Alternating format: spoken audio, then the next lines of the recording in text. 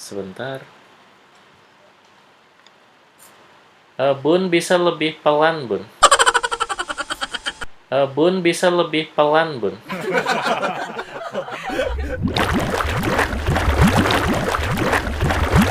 Selamat pagi, Assalamualaikum warahmatullahi wabarakatuh. Salam sehat semuanya. Semoga semuanya dalam kondisi yang luar biasa dan kita semuanya tetap bersyukur dalam berbagai macam kondisi yang ada. Selamat datang di kuliah PBO. Ini kuliah pengganti ya. Di sini yang hadir sudah ada 17 mahasiswa, tambah saya jadi ada 18. Terima kasih sudah menonton. Jangan lupa like, share, dan subscribe ya. Jangan lupa like, share, dan subscribe ya teman-teman. Untuk materi perkuliahan sebelumnya bisa dicek di file video yang di pojok kanan atas di sini. Jadi nanti pertemuan ke-6 bisa Anda lihat di situ ya.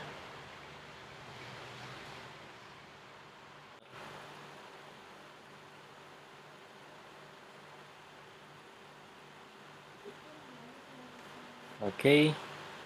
Ada yang, oh Mas Diva tersenyum. Masih backlight tadi. Nah, oke. Oke.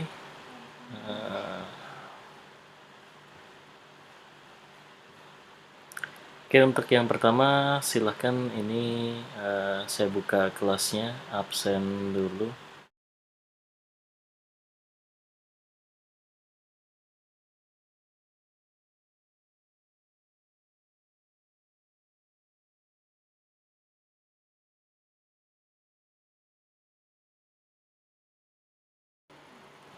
Kemudian Anda lihat di layar saya di apa? PBO Kulon 2 itu di bagian pertemuan terakhir itu kan ada kuliah pengganti gitu. Kuliah pengganti pertemuan kelima kelas A, B, C, D. Nah, ini kelas D itu hari Sabtu jam 10 ya. Termasuk di situ juga di bawahnya ada materi UTS genap 17-18 dan ada penugasan untuk kelas A, B, C, D juga untuk materi UTS genap 17-18. Nanti Anda masukkan di sini untuk tugasnya seperti itu. Kemudian tugasnya sama dengan yang kemarin ya, dalam artian durasi waktunya 1 minggu sama. Jadi dari hari ini hitungannya, dari pertemuan. Kemudian untuk UTS-nya, UTS tahun semester genap tahun ajaran 2017-2018 itu bisa Anda download di situ. Ada file PDF-nya tentunya. Kemudian yang saya sajikan di sini file Microsoft Word-nya ya. Jadi kelihatan di situ di semester genap 17-18 itu soalnya juga sama, ada 3. Jadi rata-rata soalnya untuk UTS itu ada 3. Untuk minggu depan masih ada 1 pertemuan kita. Terus kemudian minggu depannya lagi itu adalah minggu UTS. Kita belum dapat jadwalnya maupun teknisnya nanti akan seperti apa. Tapi kita di sini membahas soal dulu saja. Jadi di sini tadi ada 3 soal. Poin ketiga soal tadi itu 20, 20, dan 60. Totalnya 100. Nah, di semester genap 17-18 ini nomor 1 dan 2 itu seputar teori. Jadi di semester ini menurut saya lebih memudahkan mahasiswa bagi yang suka menghafalkan gitu ya. Jadi kalau kemarin itu kan yang 15-16 itu teori hanya 1 soal gitu. Kalau di sini 2 soal. Yang pertama itu perbedaan antara kelas dan objek. Perbedaan kelas dan objek itu bisa Anda temukan di materi-materi awal perkuliahan kita. pertemuan 1, 2 itu kita selalu bicara tentang objek, kelas gitu. Objek sesuatu yang punya state, behavior, identity, kemudian kelas itu kumpulan dari objek. Untuk lebih lengkapnya ada di materi itu. Kemudian hubungan antar keduanya. Nah, objek itu kan dia instantiasi dari kelas atau representasi single dari kelas itu adalah objek gitu. Itu juga ada di materi yang sama. Kemudian yang kedua itu bandingkan antara abstrak kelas dan interface, baik perbedaannya maupun persamaannya.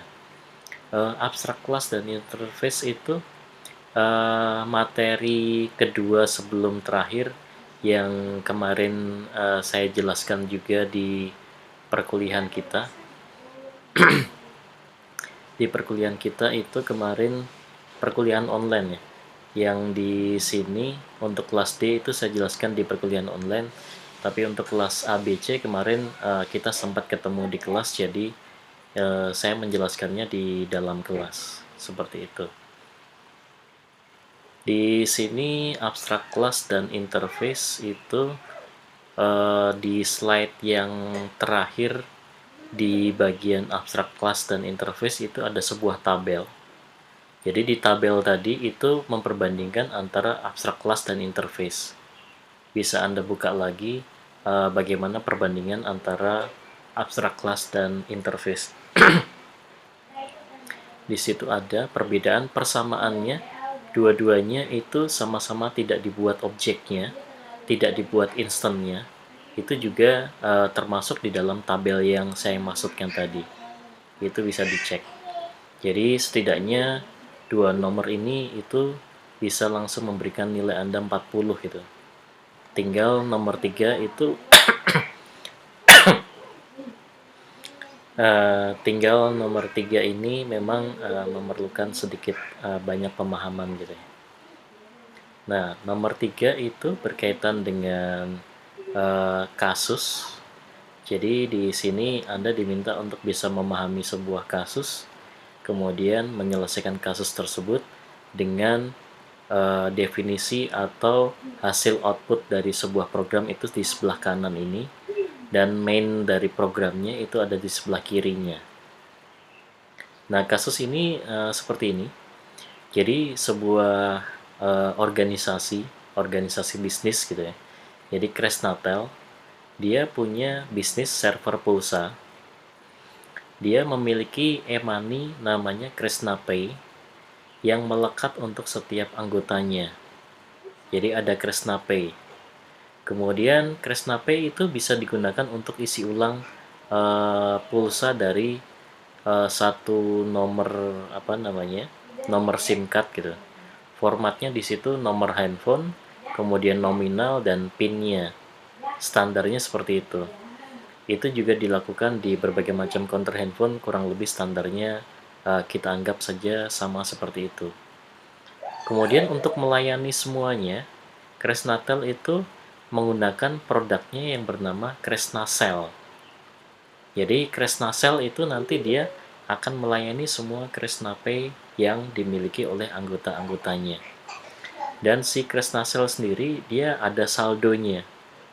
Jadi saldonya nanti akan berkurang setiap kali ada top up KresnaPay-nya gitu. Kemudian diminta di sini mengimplementasikan dalam bahasa Java permasalahan tersebut dengan melihat main kelasnya dan hasil dari main kelasnya yang sebelah kanan. Kemudian di situ ada catatan, tambahkan asumsi jika diperlukan dan implementasi hanya yang perlu saja. Jadi setidaknya kalau yang tidak perlu tidak dibuat itu nggak ada masalah. Contohnya misalnya pada sebuah kelas dengan misalnya banyak atribut, apakah semua atributnya itu harus dibuat selektor dan mutatornya atau tidak Pak misalnya ya. Kalau misalnya di main kelasnya seperti ini itu si selektor atau mutatornya itu dipanggil, berarti si selektor atau mutatornya tadi wajib dibuat. Tapi kalau tidak dipanggil, tidak dibuat, gak ada masalah gitu. Tapi apakah untuk mengeksekusi dari si main class ini membutuhkan selector dan mutator tadi, kalau memang butuh berarti harus dibuat gitu. Jadi implementasikan yang perlu saja. Mungkin kalau ini kan sebenarnya kalau pada saat UTS waktunya sekitar 75 menit. Jadi manajemen waktu itu penting. Dalam artian menulis itu juga butuh waktu. Sebentar. Bun bisa lebih pelan, Bun.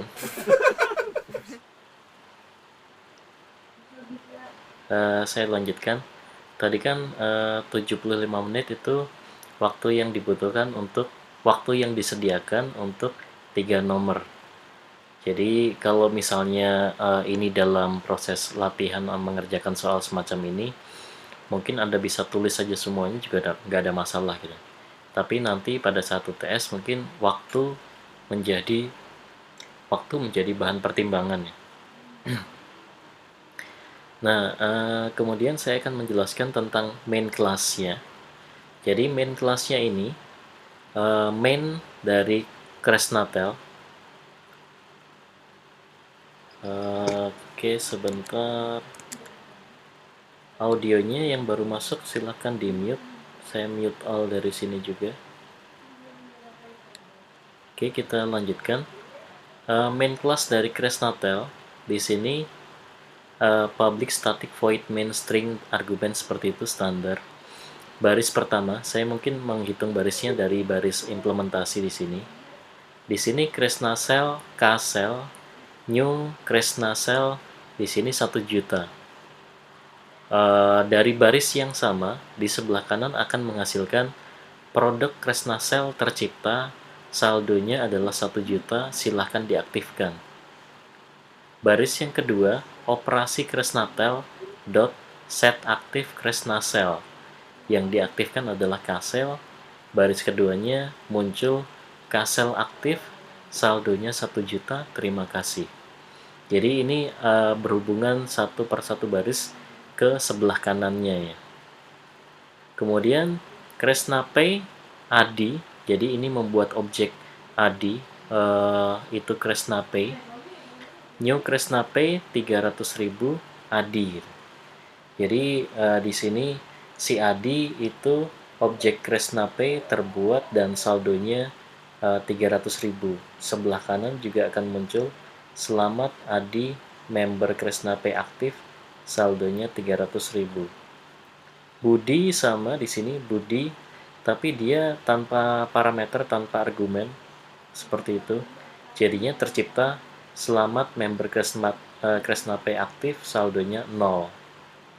Kemudian di sini membuat objek operasi Kresnatel OP1 dan OP2. OP1 menghandle si Adi, OP2 menghandle si Budi. Kemudian di sini OP1 dot isi pulsa nomor sekian, kemudian di sini nominalnya 100.000, pinnya defaultnya 1234. Yang sebelah kanan pengisian pulsa oleh Adi ke nomor sekian itu sebesar 100.000 berhasil. Sisa saldo KresnaPay Adi jadinya 200.000. Tadinya kan diisi 300.000. OP2 tadi menghandle Budi, dia top up KresnaPay 500.000. Kemudian sebelah kanannya top up KresnaPay berhasil, saldonya 500.000. Terima kasih. Yang berikutnya ganti PIN. Nah, di sini ganti PIN itu si OP1 si Adi, tadi kan PIN defaultnya 1234. Di sini dicoba 123, PIN-nya diganti 3333. Di sini muncul maaf PIN Adi, PIN lama Adi salah gitu. Karena harusnya defaultnya adalah 1234. Kemudian diulangi lagi 1234 diganti 333, maka sukses, PIN Adi sudah berubah. Kemudian OP2 cek saldo KresnaPay, tadi si Budi ya. OP2 itu si Budi, jadinya di sini saldo KresnaPay itu 500.000. Kemudian OP1 isi pulsa lagi, nomor sekian 150.000, tapi di sini pinnya sengaja salah gitu. Jadi di sini maaf pin Adi salah, isi pulsa gagal. Kemudian OP1 lagi, isi pulsa nomor sekian 300.000, pinnya benar. Tapi di sini jadinya muncul, maaf saldo Kresna PAD tidak mencukupi. Karena tadi kan terakhir saldonya menjadi 200.000. Jadi harusnya ada perhitungan saldonya di situ. Kemudian operasi Kresnatel cek saldo Kresnasel. Di sini Kresnaselnya tadi yang saldo awalnya 1 juta, itu dicek saldonya, itu sisa di sini 900.000. Kemudian di top up saldo Kresnaselnya 90 juta, di sini jadinya 90.900.000. Cuman di sini ada catatan, harusnya saldonya tidak sekian. Pertama tadi kan 1 juta, kemudian dikurangi ADI 300.000, jadinya harusnya 700. Kemudian ada si Budi top up 500, jadinya 700 dikurangi 500, harusnya di sini adalah 200.000. Jadi kalau di top up 90 juta, harusnya menjadi 90.200.000. Seperti itu. Jadi nomor 3 mungkin perlu sedikit pemahaman bagaimana ceritanya itu, di sana ada apa saja, ada objek apa saja, jadinya butuh kelas apa saja. Di dalam kelasnya masing-masing dia akan punya atribut apa dan metode apa gitu. Seperti itu. Ada yang mau ditanyakan? Silahkan. Gimana Mas Dimas, Mas Dayan, Mas Haikal? Mungkin sedikit saya tambahkan tipsnya. Jadi tipsnya di sini, misalnya kita disajikan main class seperti ini, itu kan berarti kita diminta berpikir kembali gitu ya. Ada main class-nya, berarti kita butuh kelas-kelas apa saja. Nah, tips yang pertama itu kita bisa mengidentifikasi pembuatan objek yang dilakukan di dalam main class-nya. Maksudnya pembuatan objek yang dilakukan dalam main class-nya itu seperti ini. Misalnya baris implementasi yang pertama, kalau boleh dikatakan itu adalah memanggil sebuah konstruktor. Sebuah konstruktor itu sebuah metode yang dimiliki oleh kelas, di mana nama konstruktor itu selalu sama dengan nama kelasnya. Jadi di sini misalnya baris 1 kita ketemu dia manggil konstruktor untuk bikin objek. Otomatis nanti akan ada atau wajib ada namanya kelas Kresnasel. Seperti itu. Kemudian di sini baris ke-3, ke-4, ke-5 dan ke-6 itu juga memanggil konstruktor juga. Jadi baris ketiga dia manggil konstruktor Kresnape, keempat juga manggil Kresnape, berarti nanti ada kelas Kresnape juga. Kemudian ada konstruktor operasi Kresnatel yang ke baris ke-5, 6 ya, itu memanggil konstruktor operasi Kresnatel. Jadi nanti pasti akan ada kelas yang namanya kelas operasi Kresnatel. Nah, di sini yang jadi beda adalah misalnya Kresnape yang saya blok, Kresnape Adi dan Budi, itu kan dia dipanggil dengan konstruktor yang berbeda ya. Satu konstruktor itu dengan 2 argumen, di sini 300.000 dan Adi. Satu lagi konstruktor tanpa argumen. Kalau seperti itu berarti nanti di kelas Kresnape minimal ada 2 konstruktor. Satu konstruktor itu dengan 2 parameter dan satu konstruktor tanpa parameter. Kemudian kalau di sini Kresnatel, operasi Kresnatel itu sama-sama hanya satu argumen saja, berarti di sana hanya butuh satu konstruktor saja. Sama dengan Kresnasel, di sini hanya ada satu gitu. Jadi nanti di kelas Kresnasel konstruktornya itu juga hanya ada satu saja. Kemudian berikutnya di sini itu kan ada OP1, OP2, kemudian OP1 lagi, OP2 lagi, seperti itu ya. OP1, OP2 itu adalah objek dari operasi Kresnatel. Nah, di sini karena dia memanggil sesuatu dan yang dipanggil dia di sini ada argumennya, rata-rata ada argumennya. Di sini memang cek saldo tidak ada argumennya, tapi dia ada kurung buka kurung tutup.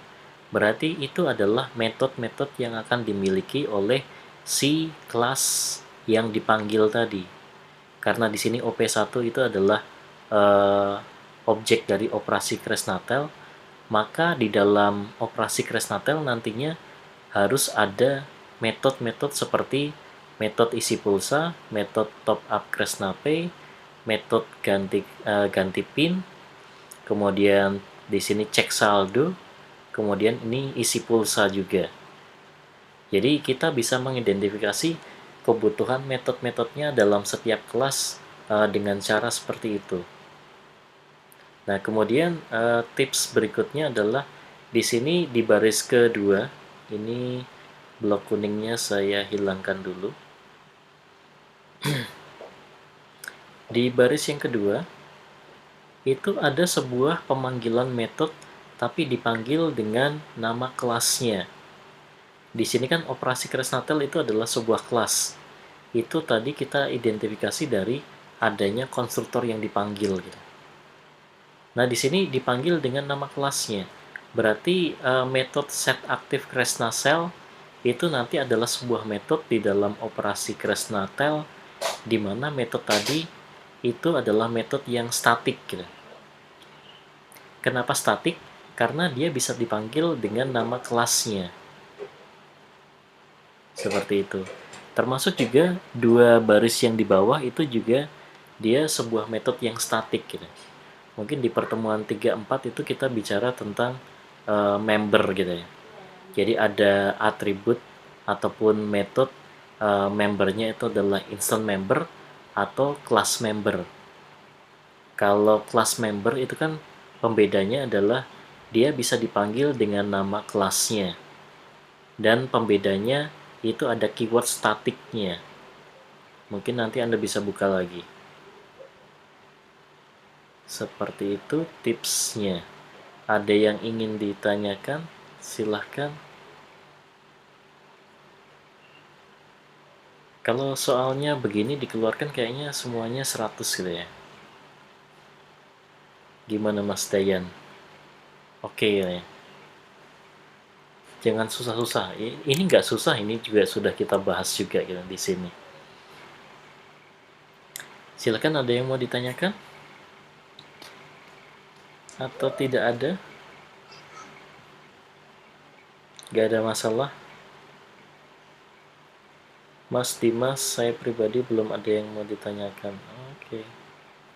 Oke, dari Aulia bertanya, untuk baris kedua, untuk mengaktifkan Kresnacell, mengapa metode set aktif Kresnacell dapat dipanggil namun objek Kresnacell belum dibentuk?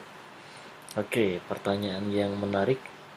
Jadi begini, pada baris yang kedua, operasi Kresnacell.setActive Kresnacell menghandle Kcell. Jadi kalau kita lihat itu kan ini dipanggil dengan cara memanggil nama kelasnya ya. Karena dipanggil dengan nama kelasnya, kemungkinan besar metode setActive Kresnacell, metode ini setActive Kresnacell itu metodenya adalah metode yang class member atau dia static method. Mungkin bisa kita ingat di pertemuan ketiga atau keempat kita bicara class member. Ada instant member, ada class member. Nah, kalau class member itu kan tidak perlu ada objek, itu bisa langsung dipanggil. Jadi otomatis nanti pada saat Anda membuat kelas dari operasi Kresnatel, di dalamnya akan ada sebuah kelas, di dalamnya akan ada sebuah metode dengan nama metodenya adalah setActive Kresnacell dan dia tipenya statik gitu. Karena bisa dipanggil tanpa ada objek apapun gitu. Jadi begitu Mbak Aulia. Ada lagi pertanyaan yang lain? Oke, ada pertanyaan dari Mas Rizky Arya Pradana. Untuk pengerjaan nomor 3, apakah boleh dibuat alat bantu berupa bagan kotak seperti yang sudah diajarkan sebelumnya?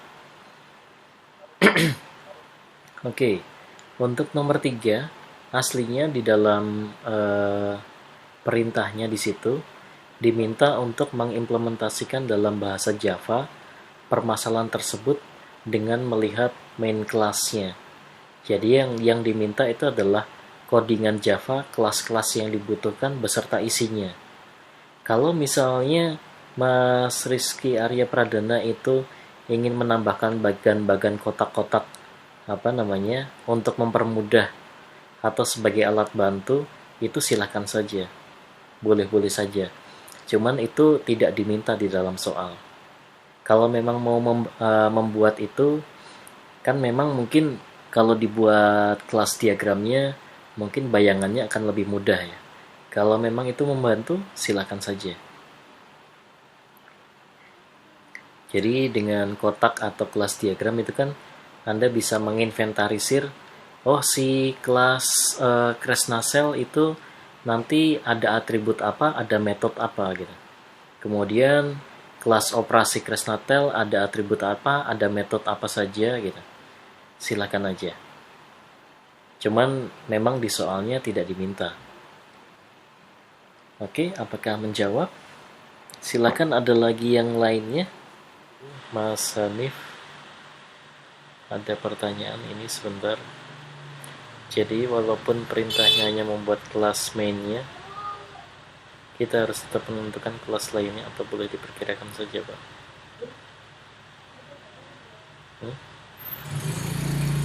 Sebentar. Perintahnya kayaknya tidak membuat kelas mainnya. Implementasikan dalam bahasa Java permasalahan tersebut dengan melihat kelas mainnya, dan hasilnya seperti di bawah ini. Jadi kelas mainnya sudah ada, tidak perlu dibuat lagi. Mungkin begitu Mas Hanif ya.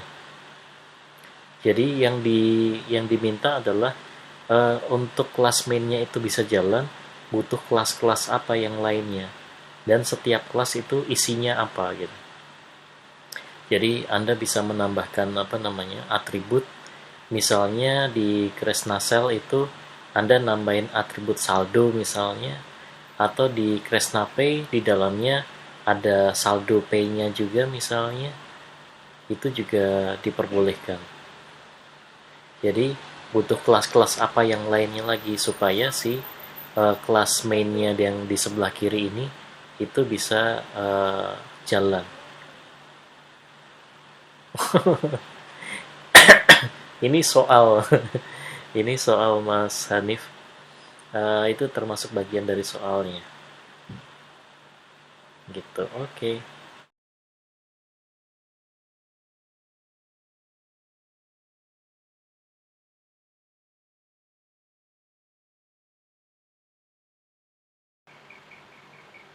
Mas Andreas, jaringan error agak lambat. Oke.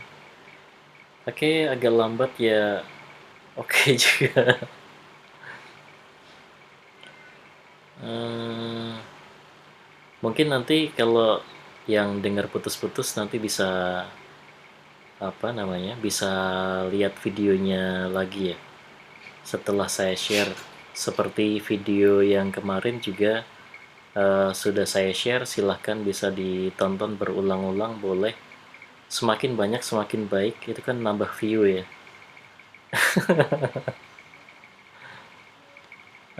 Video yang kemarin bisa dicek di iya Mas Bagus Dwiki bikin channel, sudah ada channelnya. Channelnya channel yang campuran ya. Channelnya channel campuran, di situ saya masukkan dulu. Silakan bisa ditonton, yang penting bermanfaat dulu. Mungkin linknya nanti bisa dilihat di pojok kanan atas ya.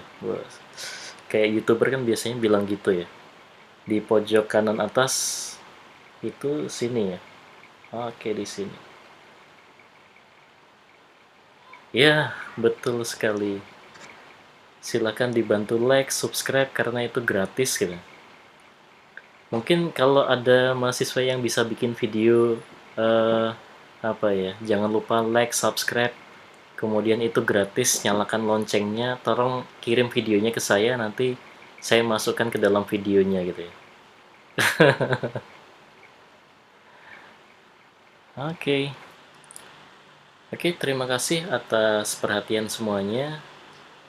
Seperti itu pertemuan kali ini kuliah pengganti dari pada saat apa ya, semua perkuliahan kemarin diliburkan minggu kelima ya. Jadi ini perkuliahan minggu kelima dari PBO, perkuliahan pengganti. Kemudian untuk minggu depan itu adalah pertemuan ketujuh ya. Jadi pertemuan ketujuh terakhir, nanti kemudian minggu berikutnya ada UTS. Saya nggak tahu di minggu besok itu nanti akan ada informasi seperti apa.